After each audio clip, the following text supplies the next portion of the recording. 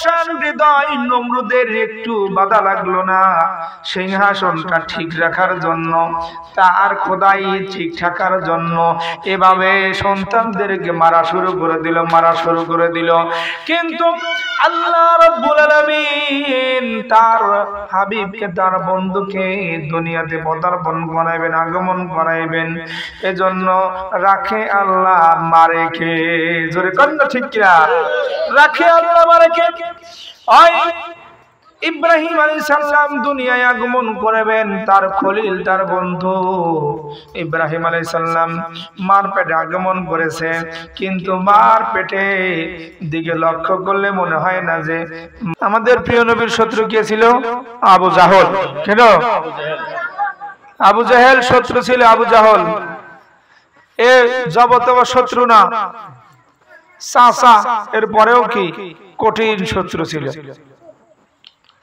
এরপরে মুসা নবীর শত্রু কে ছিল? ফেরাউন।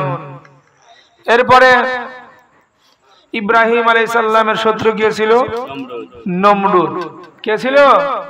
নমরুদ। এভাবে যুগে যুগে নবী রাসূলের শত্রু ছিল, দুশমন ছিল।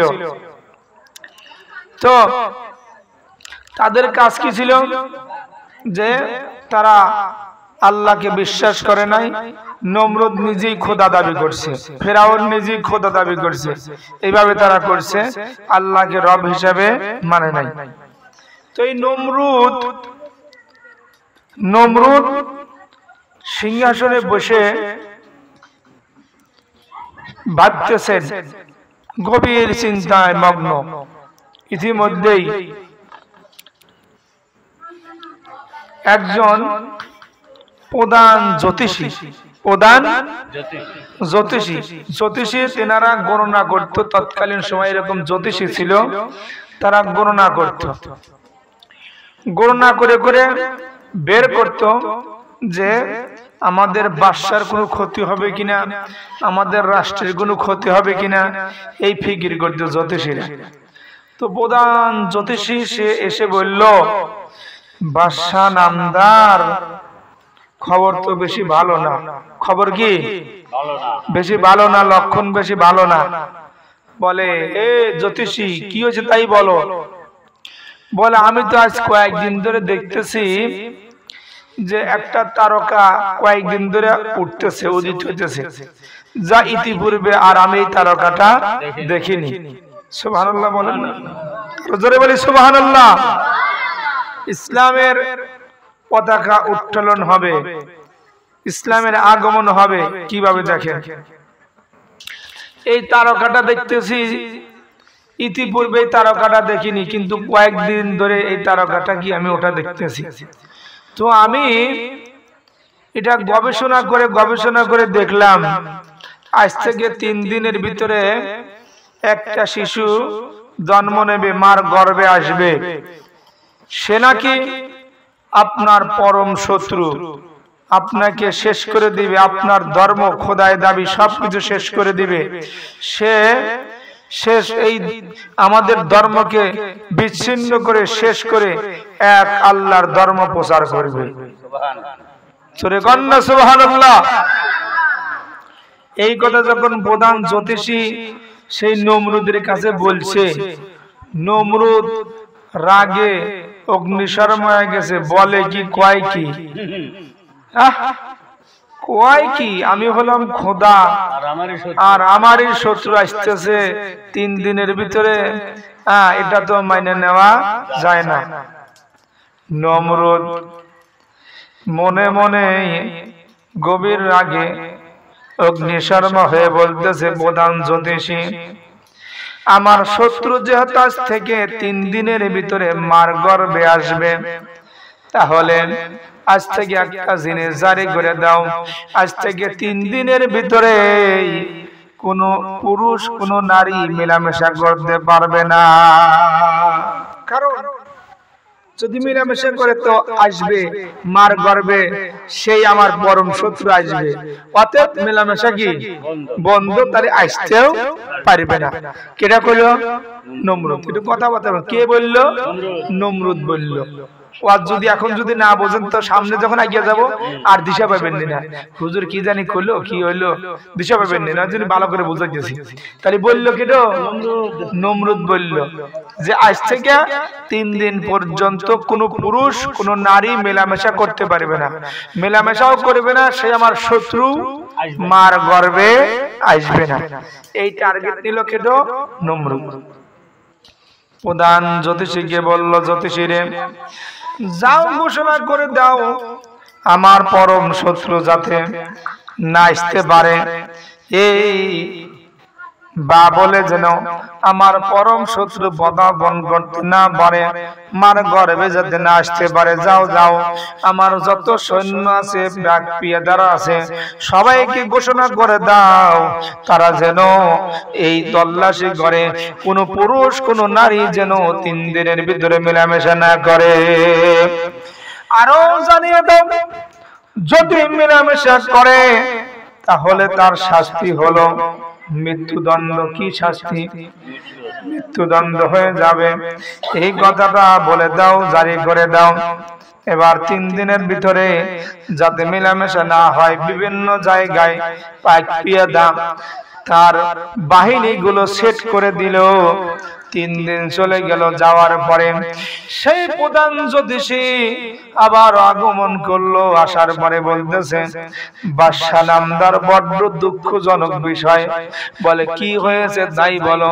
বলে আপনার সেই পরম শত্রু মার গর্ভে এসেছে। সুবহানাল্লাহ, আরো জোরে বলি সুবহানাল্লাহ। মার গর্ভে এসেছে। চিন্তা কি করছেন যে পরম শত্রু মার গর্ভে এসেছে, এত পদক্ষেপ নিল, এত কিছু নিল, পুরুষ নারী মেলামেশা বন্ধ করে দিল, এরপরেও আসলো।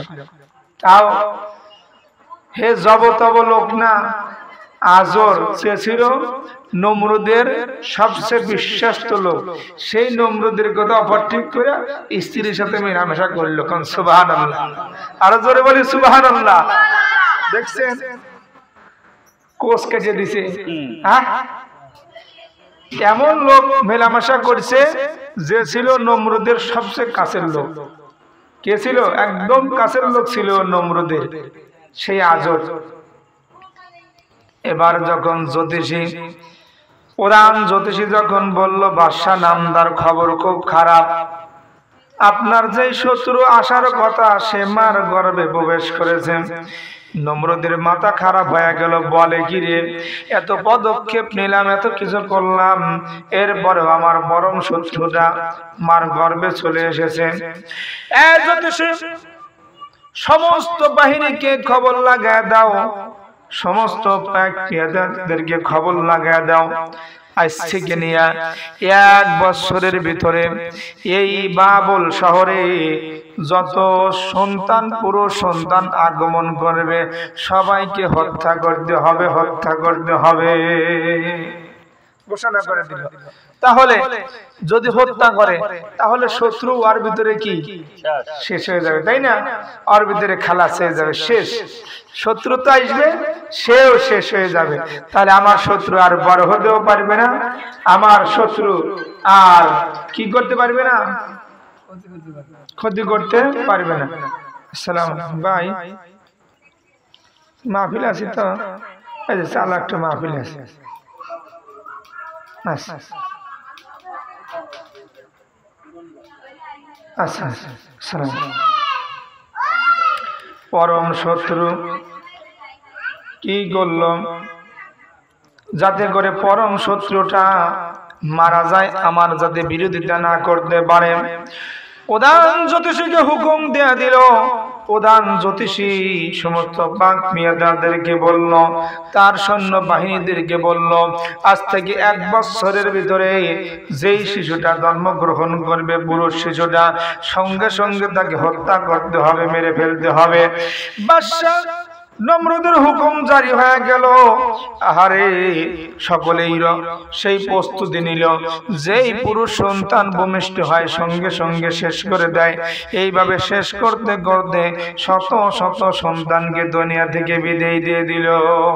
পাষাণ হৃদয় নমরুদের একটু বাধা লাগলো না সিংহাসনটা ঠিক রাখার জন্য, তার খোদাই ঠিক থাকার জন্য এভাবে সন্তানদেরকে মারা শুরু করে দিল।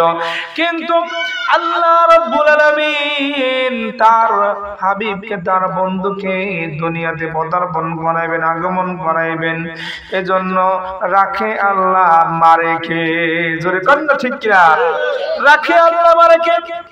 ওই ইব্রাহিম আলাইহিস সালাম দুনিয়ায় আগমন করবেন, তার খলিল, তার বন্ধু ইব্রাহিম আলাইহিস সালাম মার পেটে আগমন করেছে।